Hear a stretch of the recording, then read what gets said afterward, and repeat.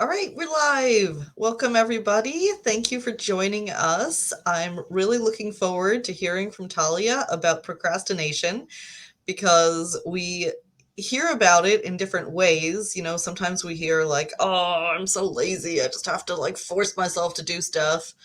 And lately, we've been hearing a lot about how maybe it has to do with perfectionism and how it's hard to get started doing something if you're not sure you're going to do it perfectly the first time. But it turns out there is a lot more to it, and there's really a variety of reasons why procrastination comes up. So I have Talia, who is a coach, here to tell us more about it. So take it away.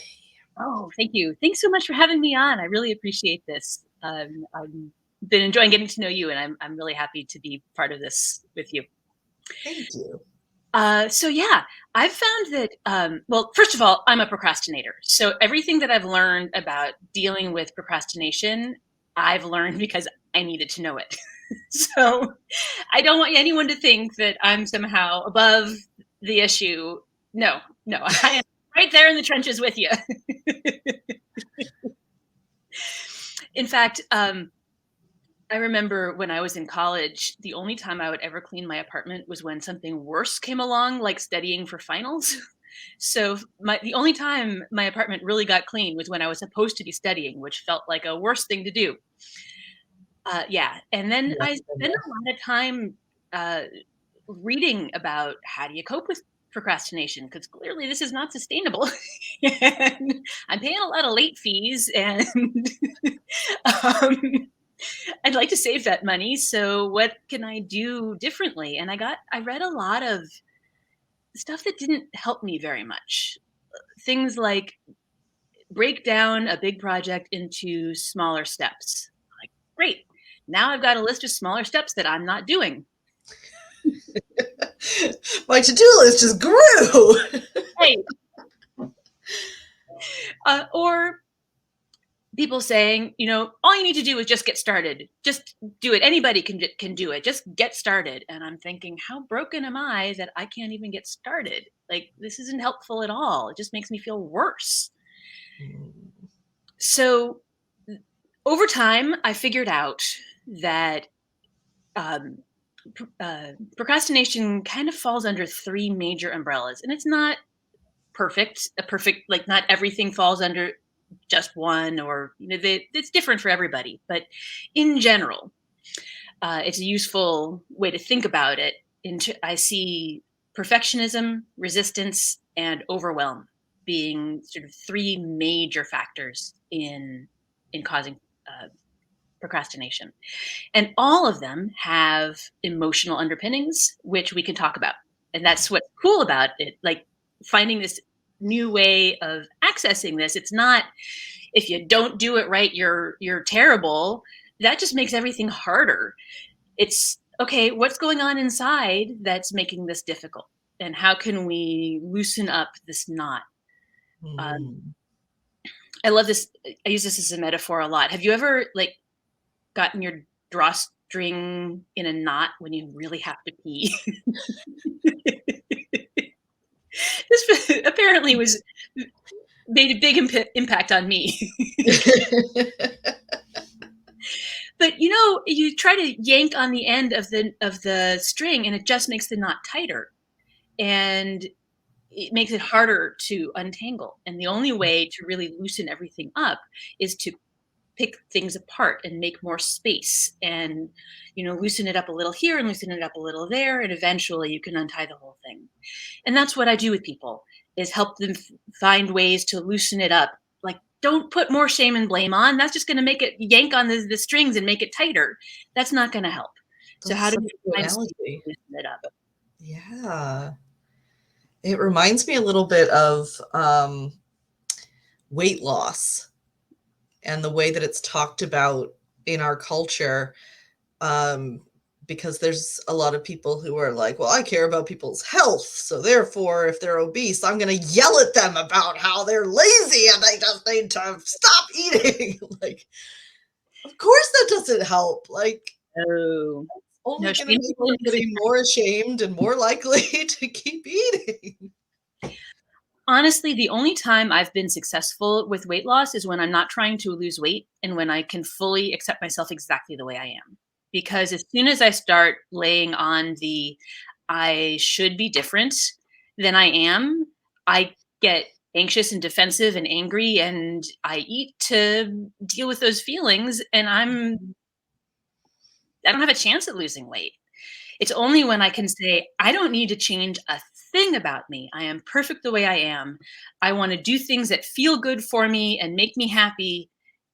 And then And there's it's room. also, like you said, getting at that emotional center, because all of these, the procrastination and weight gain that is not like, some people are just bigger people, but weight gain that is unhealthy for you usually has some kind of emotional core to it. And like just treating the outside isn't going to get you anywhere. Nope. Yeah. So should I go into each of these Why sections? don't you give us a more detailed breakdown on each one of those? Okay. So perfectionism is often situated around what will people think, which I just want to normalize that we as a species have depended on belonging to a tribe in order to survive. This is a basic survival level issue, which is why it is so deep seated. Mm. There's nothing wrong with you if you have a very well developed what will people think, because this is how we, you know, kept from dying alone and hungry and mauled by bears. It was really important to belong and be accepted into the tribe. Only very few people these days are mauled by bears. So there's so many more communities you can belong to, and really people don't get kicked out of them nearly as often as we think they will. The truth is that this survival trait ends up going out on getting overexcited and overprotective. So it then ends up stopping us. But I just want people to stop feeling any shame or blame around having those feelings. That is perfectly normal. This is a survival instinct. And You're it's trying to help us, it's trying to protect us. exactly. Um, but what I have found and what I help my clients with is to be able to start to differentiate which part is uh, realistic and which part is on overdrive. Mm-hmm. And to be able to say, okay, I have this horrible twisty feeling in my stomach. I feel like I've just done something horrible. Therefore, I am about to be kicked out of the tribe and die hungry and alone and mauled by bears. And, and the challenge is, how can you slow that story down and notice that you're still alive and that the No catastrophe, bears in sight. no bears in sight, the catastrophe that you're afraid of didn't actually happen. And the more you can make space to notice that you're actually safer than you think you are, and that there isn't an impending catastrophe, it just feels uncomfortable, the easier it is to cope with the discomfort. As long as when you can see, okay, this discomfort doesn't lead to a catastrophe, then you can like, okay, I can live through feeling a little uncomfortable for a little while, and it's not going to kill me, and I can manage this. Mm-hmm. So that's one way to cope with this level of perfectionism that people have. Another thing that I have found to be really useful, and it's kind of fun, is to embrace creativity and curiosity as an antidote to perfectionism. Because it's really hard to hold on to, I need to be perfect before I can start, and also hold on to, what happens if I try this? You know what I mean? It's challenging me in your creativity club because I don't do like improv exercises. I don't do things where I have to be put on the spot. I'm a trained writer professionally, Uh-huh. but I don't write things unless I can like, really write them and perfect them before I show them to people. That like being called upon to do something silly or to come up with a weird association. It's like, it's scary. And I invite people to come to Creativity Club in part because it's a chance to take that kind of risk in a very safe space where Yeah. everybody else is also being silly, where everybody else is also being that level of vulnerable, and you can't do it wrong. There's no way you can do it wrong. It is just a chance to play and explore. There's no right. Therefore, there's no wrong. It's all perfect, whatever you do. But yeah, I know that feeling of I want it to be perfect before I can show it to anybody. And yeah, that's kind of the challenge, but it also can be kind of fun. Like if Mhm. whether it's in my creativity club or on your own, to just be able to start exploring and like, what happens if I do this? What happens if I write it that way? What happens if I doodle something to go with it? What happens if I drive a different way? What happens if I add this to the salad today? It just the creativity and the curiosity, and and it's hard to hold on to perfectionism at the same time. Mm. I love thinking in terms of curiosity. That's a big value of mine. Oh, good. Yeah. So I find that it helps with the procrastination as well. Nice. Yeah. And okay, so that's perfectionism in a Okay. nutshell. We can come back to it if you like, but I want to go on to the resistance and overwhelm as well. Um, Okay. Tell me about resistance. okay, I find resistance tends to have two major flavors. One is you can't make me, you're not the boss of me, and the other is I don't want to feel that. That's an Mhm. uncomfortable feeling, and I want to just avoid feeling that at all costs. I keep trying to find out where my light is going to be best, and so I keep moving to try to get the light just so that you understand. You see me. Yeah. So the you can't make me um, is often, not always, but often tied in to old patterns that got set up in childhood, teenagehood, where people felt compelled to do a thing and really resisted it. And I had one client, she's in her 60s, and we were looking at this pattern that she had of you can't make me. And it turned out that this was based from her childhood with her mom, who would make her clean her room and like physically force her into her room to go do this cleanup. And as a girl, she couldn't really resist her mom, but she would sort of not clean very much or go read a book while she was supposed to be cleaning. And, like she would try to find ways to rebel. And she's still doing that in her Mm. 60s. And she still would love to have a clean room, but throws her clothes on the floor to spite her mom all these decades later. It's just fun. This is how I know my kids are gonna be super clean. They're gonna have such beautiful, clean lives because our house is a mess. They're gonna get so sick of that. Yeah, they're going to say, I don't want that. Who knows? Who knows how that will turn out? But it's just fascinating. Like when we started looking at this, we actually started to celebrate how courageous and strong this part of her was to want to Mm. protect her in this way.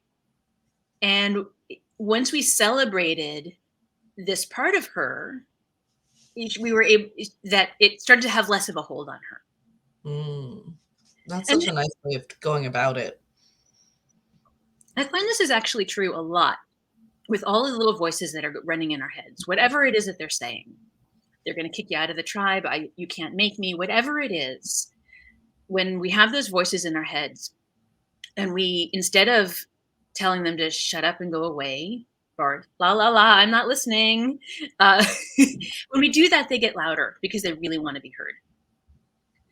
But when we can listen to them, ask what they're protecting us from, appreciate the work they're doing to keep us safe, and maybe take notes, then they're like, okay, I'm being taken seriously. I don't have to shout anymore. And now I can go off and play. I could tell you a story of when that happened in my life, if Yeah. that's, yeah. Okay. So I was creating a new course and was running it through with a few friends just to make sure that it actually worked the Mhm. way I thought it would. Um, Good plan. and the first few sessions went great. And then I think it was the third or fourth session, I felt like I bombed. And at the end of the session, I would have again that horrible twisting feeling in my stomach, and oh my god, I should quit being a coach. And who was I to think I could teach anything at all? I'm just gonna quit. I'm like, oh, okay, I see what's going on. And this is what I mean about I'm in the trenches with you, right? Like I experienced this stuff, but now I have some tools to be able to help me with it. So instead of going off into the spiral and just like quitting and saying I'm never doing this again, I sat down in a rocking chair and I'm like, okay, what's going on? And my little gremlin voices in my head were like, oh my God, you totally blew it. Okay, how did I blow it? Oh, you should have asked better questions. You didn't ask any good questions. I think you're right. What should I have asked? Oh, you should have asked this and this and this and this. Like, this is great. Let me write it down. Seriously, I was telling myself the questions that I should have asked, and now I have a list that's available for the next time I run this lesson. I've got all these great questions to ask. So then I asked my gremlin voices, so what else? Oh, you explained this thing terribly. Yeah, I kind of did. How should I have explained it? I have no idea, but not that. I'm like, okay, this gives me some more information. Now I know I should be paying attention to how else I could explain this piece that it didn't, what I used didn't work very well. So now I've got all these great notes. So I asked my gremlin voice, like, well, is there anything else? Like, no. I'm like, thank you so much for keeping me safe and giving me these great ideas. Isn't it a good thing this wasn't prime time? I was just trying it out. Oh yeah, that was a good thing. So really appreciate you helping me out. And my gremlin voice was like, okay, I'm gonna go play now, and left. I'm serious. This works. I'm gonna have to try that next time because as an entrepreneur, there are just so many times where you're riding that roller coaster of like, I am phenomenal at this. I'm the best. Like nothing could bring me down. And then the next day, like, why did I think I could do this?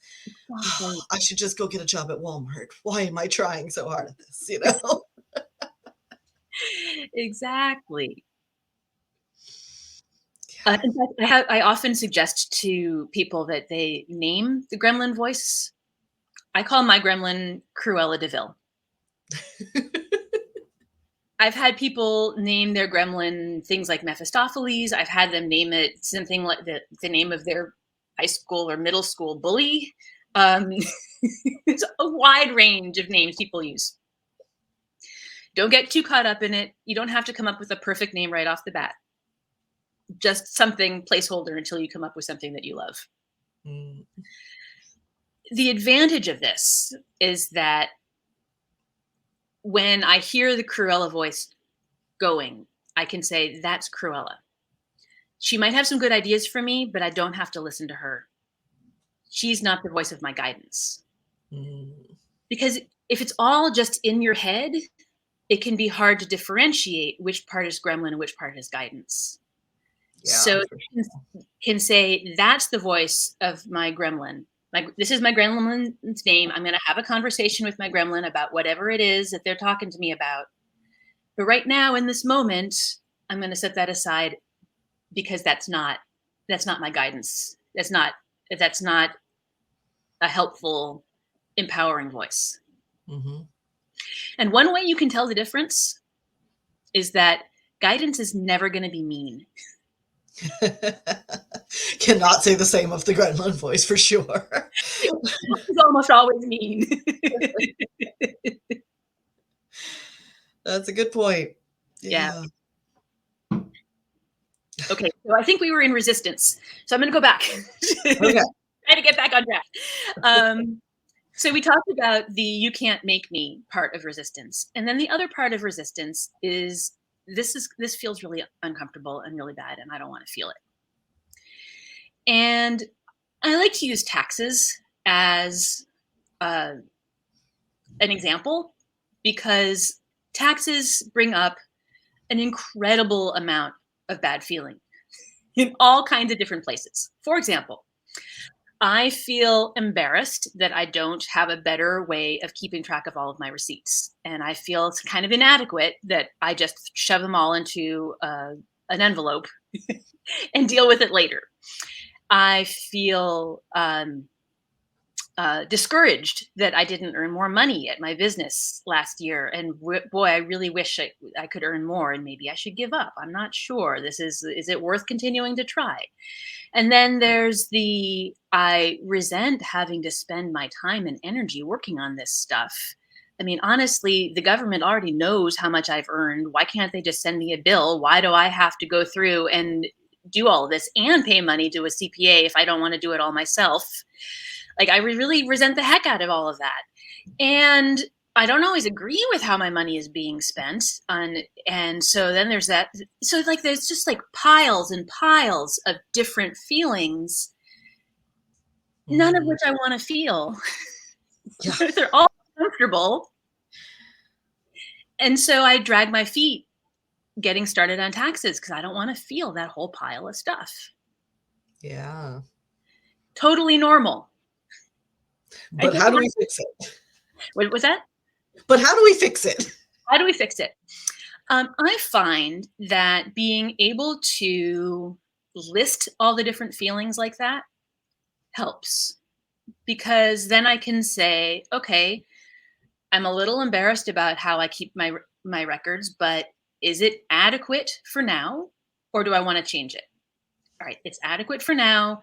I'm not going to put in any energy into it. I can cope with the maybe I could do something different, but for now I'm choosing to stick with what I've got. Okay, set that one aside. Next, I wish I had earned more money. Well, okay, that's kind of always, but that's not the issue at hand right now. So let's set that one aside. And when I focus on what are my business plans, I can come back to that. That has a place, but it's not right now. Next, I resent the heck out of having to do all of this. Well, at least I'm not the only one. Everybody in America is doing this right now. We are all stressed out about it. Well, a little bit ago. So like we all have to go through this. It's not just me. And so piece by piece, I can sort of bring down the level of feeling so that it's not so much to try to cope with all at once. Yeah, and it's kind of bringing it into the light where you can see what it is instead of just a nebulous pile of bad feelings. Exactly. Exactly. And it takes a little time, but it makes it something you can cope with. And that's important. Yeah. And in a way, this aspect of resistance bleeds right into overwhelm, because part of overwhelm is the overwhelm of too much feeling. It's a little bit different in quality in that resistance feels more like I don't want to. I see the feelings in front of me and I don't want to go there. Whereas overwhelm is I'm already stuck in all the feelings. They're already on top of me and I can't get out from under them. So I can't move forward because there's just too much. So honestly, breaking things down that same way is helpful for the overwhelm. And this is one of those places where breaking something down into small steps can be useful, as long as they're small enough. That sometimes what I need to do is bring it down to the tiniest possible step forward. Like if something is too scary, too big, I will still resist going there. But if something is like, I almost can't not do it. First step, take a breath. Okay, well, I do that. I did that. Now what? If it's Walk into the kitchen. the Okay. first thing I'm going to do is create a Word document. Done. Okay. Now I'm going to go take a break. Okay. Or maybe now I think I can do one more thing. Now I'm going to put in the beginning of an outline. Excellent. Now I'm gonna need to think about what the rest of the outline is gonna be. So I'm gonna step away and do something. I'm gonna do some dishes and let my head mull it over while I'm not really thinking. And then I'll come back. It's like really small, doable steps. Mhm. Because honestly, if you are going to take a long journey, like if you're going across an ocean and you are 1 degree off from where you are planning on going, you will across the ocean land in an entirely different place. A 1 degree change can land you in a different place if you keep it up over time. Mm, yeah. So you don't have to try to make a 90-degree shift. I mean, some people can do it. I can't. For me, a 1 degree shift is doable. Mhm. And then once I've made that shift, if it starts to feel natural and normal and I can incorporate that into my life, maybe I'll do another 1 degree shift. And eventually I might get to 90 degrees. But I can't do 90 degrees all at once. It's too different, too new, too weird, too scary. Yeah, So and again, going back to not guilting yourself or calling yourself names for not being able to make a bigger change faster, to be okay with, I'm gonna do this tiny step that doesn't really feel like I did anything, and then I'm gonna take a break and let my mind wander. Like sometimes that's part of the process, and it's so important to not like get angry at yourself for taking a walk or doing something to like shift. the one thing that I feel like our society does not value is the wool gathering, the uh, bringing, like the trying to find ways of incorporating new ideas into where we are, the marinating that things has to happen in the back of our head. Yeah, Like like creativity does take space. Like I think about writing copy for a web page, and it's so easy to feel guilty if I'm not like just focus, do that. And thankfully this is why I don't charge by the hour anymore. I charge by the project, because that allows me that space to say I can walk away from this, I can take a walk, I can take a shower, I can take a nap, I can read a book, and that is part of the process of what needs to happen for that really good copy to come out. absolutely, absolutely. And I think that like even integration is part of like emotional growth. It's part of Mhm. intellectual growth. It's part of like it. Even the world needs winter. Mm. You need a chance for things to be still and quiet and slowly germinate before things can start to grow in the spring. We need that. And often we are in a winter, spring, summer, and fall and different projects all at the same time. It's not like we are totally synced with the seasons. It depends on the project and but we need that. And our society looks at that time where we are not sitting in front of our computer saying, well, you're not getting work done. I hear this from my husband sometimes. Well, I Mm. didn't put in an 8-hour day today. Like, maybe I did. It just wasn't all. It's so deeply ingrained, that need to feel productive. Like, Yeah, what can I check off that I did? yeah.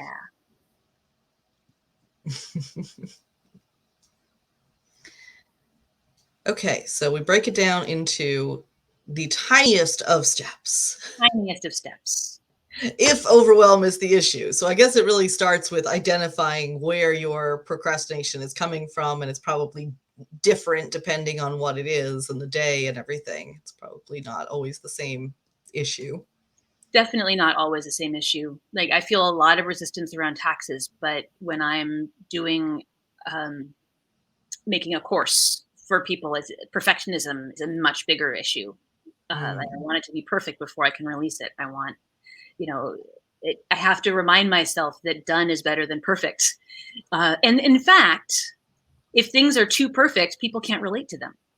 Ooh, good point. And that having that human flawed quality is part of what makes it relatable and usable for other people. So it's being perfect is not in fact the goal I want to be moving towards, Mm. even when it is. That's a really good perspective shift. It kind of makes me think about how important I find authenticity in Yeah, marketing yeah, and just being human. When people see the human side of you, it just creates such a bond and so much trust. right. Yeah. And one of the things that I deeply want for all of my clients is to be able to forgive yourself for being human, Mm. because we are going to be flawed. It's just the nature of being human. And if we go around berating ourselves for that, it makes everything harder. And if we can say, yeah, I kind of messed that up. Let me see how I can fix it and then move on. It makes much more room for creativity, for possibility, for growth, for joy, for acceptance. Yeah. Okay. Did that cover all of them, or do we have another No, those are cause? just That was my, all. the, yeah, those are my, so the main three I see are perfectionism, resistance, and overwhelm.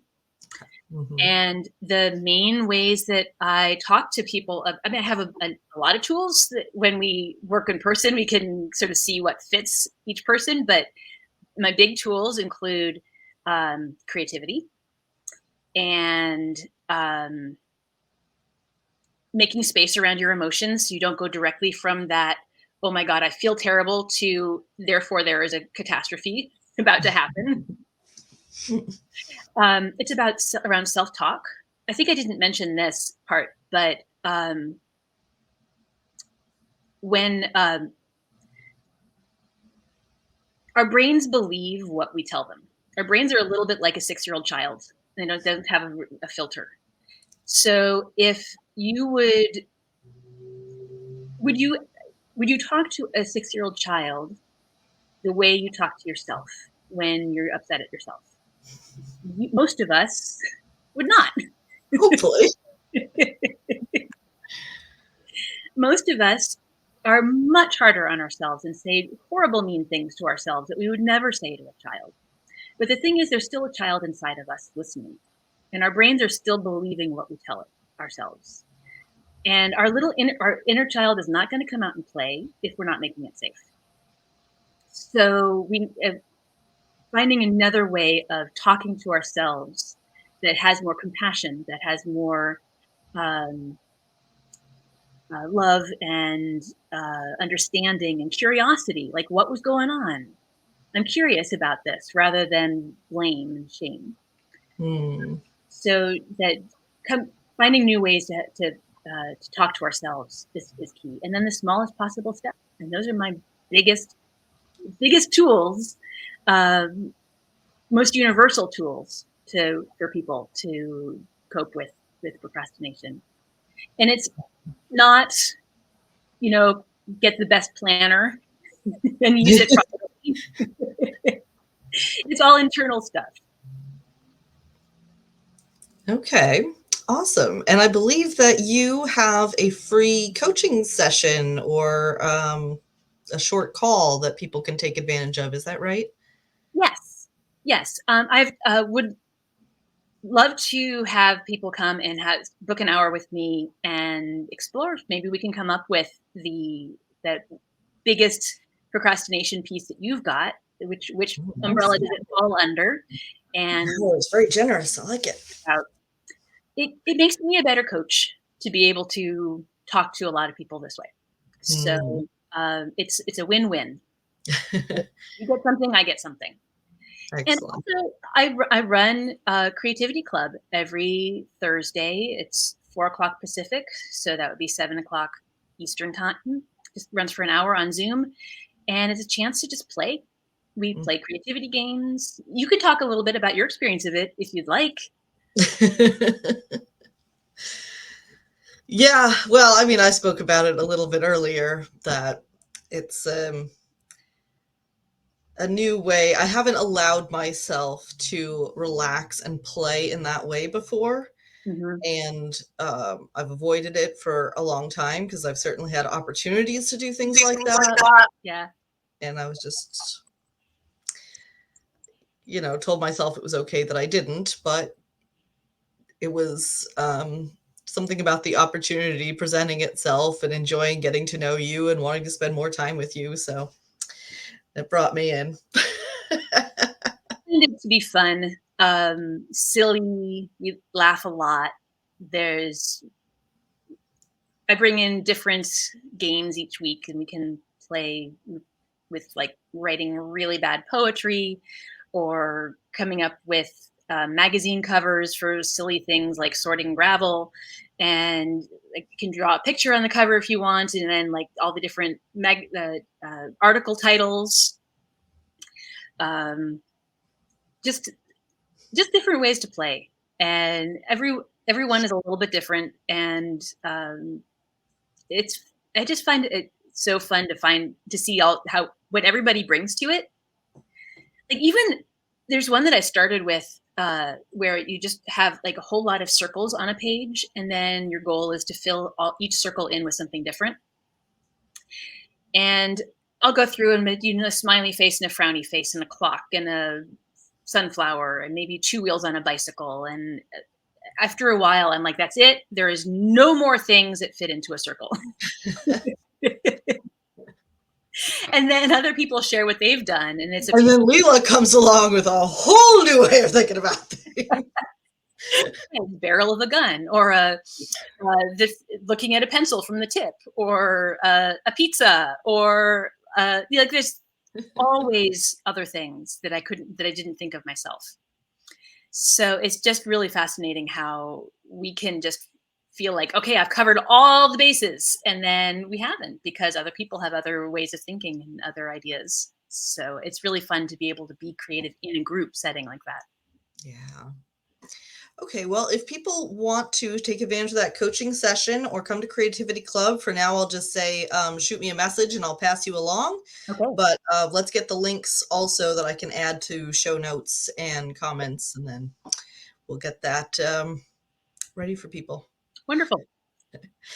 All right. Thank you so much for spending time with us today. Oh, my pleasure. Thanks for having me on. All right. I'm going to wrap things up here and hit end.